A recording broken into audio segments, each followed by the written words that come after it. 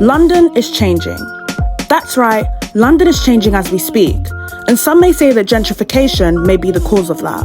Gentrification is a process of urban development in which a neighbourhood develops rapidly in a short period of time, changing from low to high value.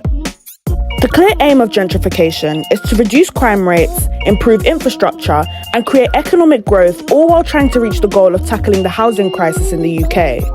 Many people believe that gentrification is ridding this city of the many cultures it was once full of. Because of this, I decided to take a trip around London to uncover just some of the places that are being targeted by gentrification.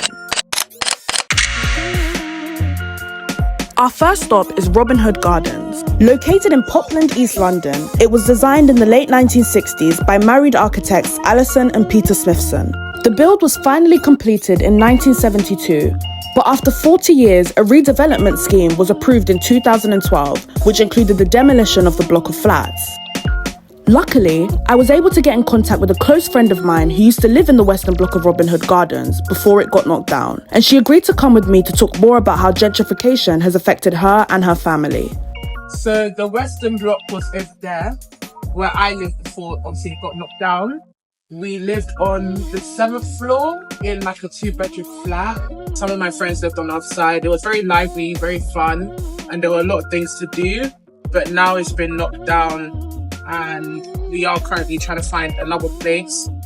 After the Western Block was demolished, many families were left helpless as they were either put in unsuitable temporary housing or they were forced to reside in hotels until they were properly housed. I used to run like down this track to go and find my friends because they lived in the Eastern Block. I used to like ride bikes, play ball in the court over there.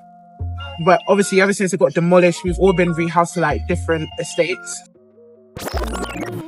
Come back here after like how many years, like 5-6 years, a lot definitely has changed. There's like more buildings, like more modern buildings, more modern landscapes, like more parks, because all this wasn't around when I used to live there.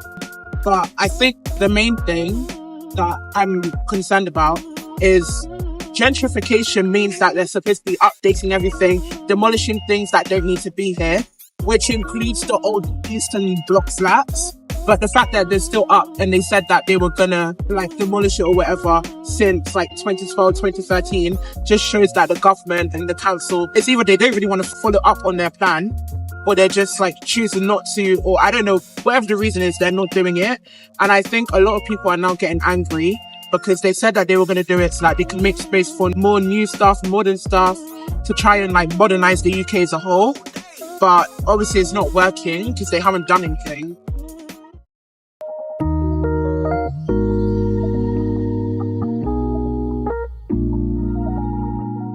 Peckham is one of many districts that make up South London, specifically within the London Borough of Southwark.